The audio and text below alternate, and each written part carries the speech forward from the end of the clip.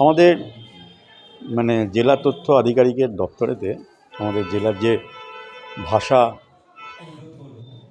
আমাদের আন্তর্জাতিক ভাষা দিবসে যে প্রোগ্রাম হয়েছে সেই প্রোগ্রামে এসেছিলাম এবং এই প্রোগ্রামেতে প্রথমেই আমাদের যে উদ্বোধনী সঙ্গীতের মাধ্যম দিয়ে শুরু হয়েছিল। আমি যখন এই বিল্ডিংয়ে ঢুকছি, আমার এক সাংবাদিক বন্ধু আপনাদেরই মতন আমাকে বলল, আমি তাকে বলেছিলাম ইংরেজিতে, তাকে সম্বোধন করেছিলাম। সে সাংবাদিক বন্ধু আমাকে সঙ্গে সঙ্গে এসে একসঙ্গেই আমরা সিঁড়ি দিয়ে উঠছিলাম, আমাকে বলল যে দাদা, আজকে কিন্তু আন্তর্জাতিক মাতৃভাষা দিবসে কিন্তু ইংরাজি না বললেই ভালো হয়। আমি প্রথমে তার কথাটা অতটা গুরুত্ব দিয়ে বুঝতে পারিনি যে সত্যি করে উনি কি বলতে চাইছেন।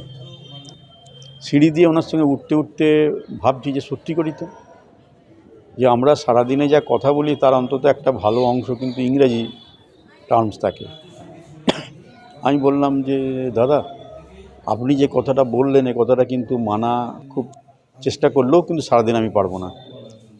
কারণ আমরা ধরুন যে ধরনের অনুষ্ঠানে যাই, সেখানে ধরুন এই যেমন আজকেই আমি অনেক কষ্ট করে অতিরিক্ত জেলাশাসক কথাটা বললাম। অতিরিক্ত জেলাশাসক তো আমরা বলি না, আমরা এডিএম বলি, এডিএম জেনারেল। আমার সাধারণত কেউ বলি না এই কথা। এই ধরনের আমাদের কিছু কিছু বাংলার বাইরে অন্য ভাষা বেরিয়ে যায়, তার জন্য আমরা দুঃখিত এবং লজ্জিত। কারণ আমরা বাঙালি, আমাদের বাংলা ভাষাটাকে আরও বিশ্বের দরবারে তুলে ধরা দরকার।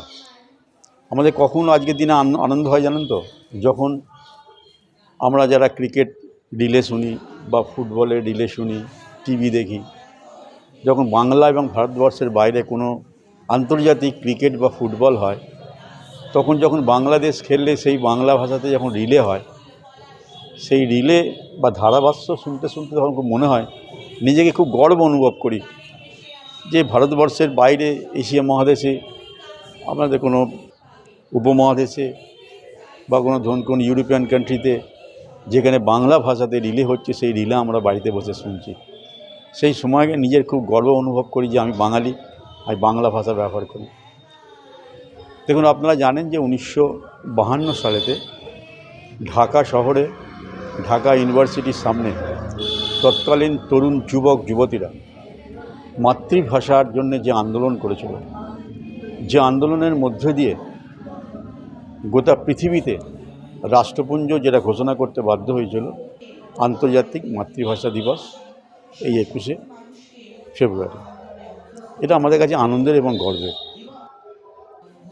সেই সময়তে কিন্তু ঢাকা শহর কিন্তু রক্তাক্ত হয়ে গেছিল এবং সেই সময়তে পরবর্তীকালে আমাদের যারা গুরুজন তারা যেটা বলেছেন,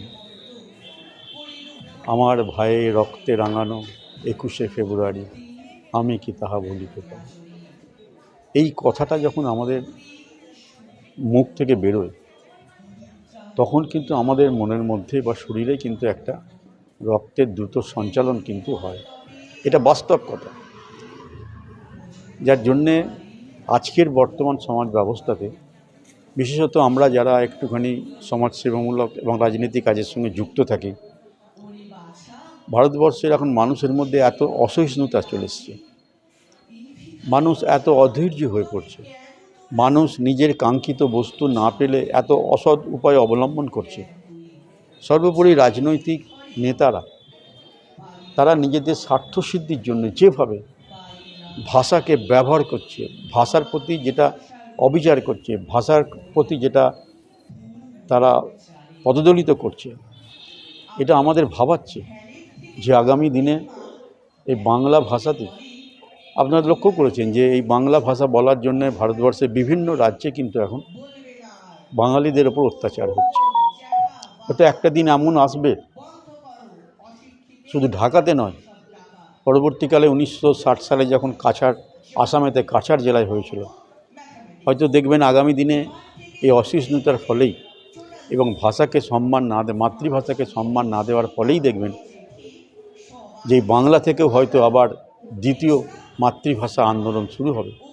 যেভাবে গোটা ভারতবর্ষের বিভিন্ন রাজ্যে মাতৃভাষা বলার জন্য, মাতৃভাষা বাঙালিদের জন্য যেভাবে অত্যাচার করা হচ্ছে, তাদেরকে যেভাবে নৃশংসভাবে হত্যা করা হচ্ছে, তার বিরুদ্ধে কিন্তু আন্দোলন এই বাংলা থেকেই একদিন শুরু হবে এবং এই মাতৃভাষা আন্দোলন দ্বিতীয় বিপ্লব কিন্তু এই বাংলায় শুরু করবে।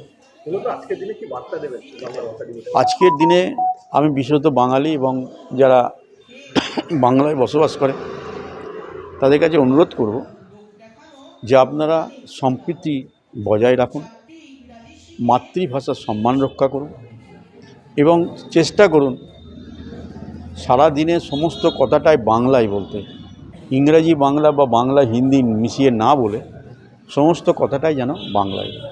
আজকে 21শে ফেব্রুয়ারি আন্তর্জাতিক মাতৃভাষা দিবস এবং সেই আমাদের মাননীয় মুখ্যমন্ত্রী, পশ্চিমবঙ্গের মাননীয় মুখ্যমন্ত্রী মমতা বন্দ্যোপাধ্যায়ের ঐকান্তিক উদ্যোগে রাজ্য জুড়ে সমস্ত জেলা মহকুমায় সব জায়গায় আমরা আজকে 21 ফেব্রুয়ারি যে মাতৃভাষা দিবস পালন করছি এবং সেই উপলক্ষে মাননীয় মুখ্যমন্ত্রীর কথা ধরেই আমি যদি বলি, উনি বারবার বলেছেন বা বলেন যে শুধু বাংলা, আমরা যেমন বাঙালি বাংলাকে যেমন সম্মান দিই, মর্যাদা করি, ঠিক একইভাবে যারা হিন্দিভাষী, যারা নেপালি হিন্দি বলেন, যারা নেপালি বলেন কি উর্দু বলেন, যারা আদিবাসী ভাষায় বা তাদের জন্যই, ওই জন্যই দেখবেন আমাদের পশ্চিমবঙ্গ সরকারের তথ্য সংস্কৃতি দপ্তরের তার বাস্তব প্রমাণ বলছি, সেখানে যেমন হিন্দি একাডেমি আছে, তেমনি রাজবংশী ভাষা একাডেমি আছে, ঠিক একইভাবে দেখবেন মানভূম ভাষা একাডেমি আছে, কামতাপুরী ভাষা একাডেমি আছে, অর্থাৎ হিন্দি একাডেমিও আছে। এর থেকে বাস্তবে প্রমাণিত যে আমাদের সরকার বা মাননীয় মুখ্যমন্ত্রী বা পশ্চিমবঙ্গ সরকার যে চিন্তাভাবনা, যেমন প্রত্যেক যে মাতৃভাষা যার যার তার নিজের মতো বলুক এবং সম্মান দেন। ঠিক একইভাবে আমরা যেমন বাঙালি বাংলা বলে যে গর্ববোধ করি, আজকে সেই নিজের মাতৃভাষা যার যা আছে তার প্রতি সম্মান জানানো দিন।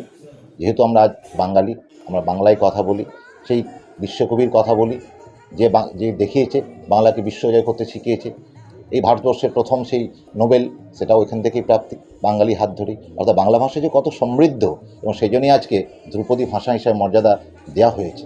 অর্থাৎ সব মিলিয়ে এই বাংলার যে মর্যাদা বা তার যে ব্যাপ্তি, এর সম্বন্ধে কোনো কথাই বলা যাবে না।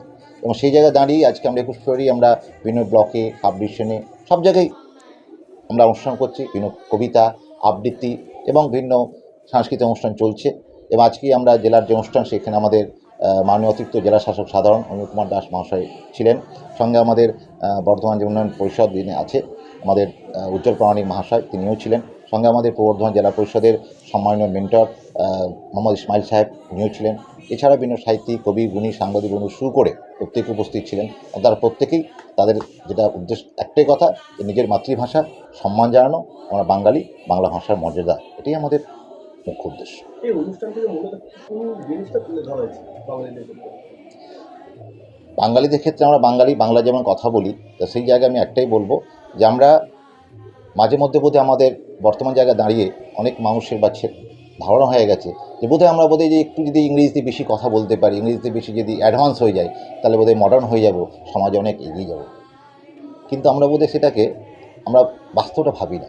কিন্তু পেপারে যখন দেখি যে নেট পরীক্ষায় যেটা নেট হয় ইউনিভার্সিটি, সে নেটে যখন দেখি যে ফিলোসফি বিভাগে প্রথম ভারতবর্ষ যে র্যাঙ্ক করছে, তখন দেখি এই রসুলপুর মেমারি মেয়েটি, বাংলা মিডিয়ামের বাংলা ঘরের মেয়েটা প্রমাণ করে দেয় যে ভাষা কোনো বাধ্যবাধকতা নয়।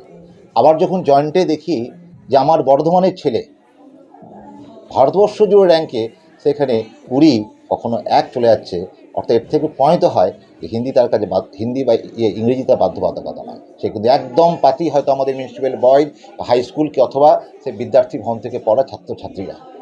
কী করে সম্ভব হয়? সেখানে তো আমরা দেখি না যে কোনো মেঘনাস স্কুল থেকে সেখান থেকে সেই ছাত্র সে ভারতবর্ষ জুড়ে প্রথম স্থান করেছে বা তারাই বারবার পড়ছে। অর্থাৎ আমি বাস্তবটা বলছি। তো মানুষকে বুঝতে হবে ভাষায় কোনো কিছু নেই, আমাদের মাতৃভাষা বাংলা, সেটাই সমৃদ্ধ করতে পারি, সেটা যদি সঠিক জায়গায় পৌঁছাতে পারি, তাহলে আমার মনে হয় সেটা আরও সমৃদ্ধ হবে। কারণ যখন যেদিন আমরা জন্মগ্রহণ করি, প্রথম যখন বাচ্চারা কথা বলতে শুরু করে, এই শব্দটা সেটা কিন্তু মা দিয়ে শুরু হয়। মা মানেই মাতৃভাষা, সেই মাতৃভাষা যখন বাংলা, সেটাকে বাদ দিয়ে আমরা আরেকজনকে যদি জড়িয়ে ধরে যদি ভাবি এগিয়ে যাব বা বড় করব, সেটা সম্ভব নয়। আমরা যেমন অন্য ভাষাও যেমন গ্রহণ করব, শিখব, কিন্তু নিজেকে বাদ দিয়ে নয়। আমরা অন্যজনকে বাবার মতো ভাবতেই পারি, মায়ের মতো শ্রদ্ধা করতেই পারি, কিন্তু নিজের বাবা নিজের মা তো সেই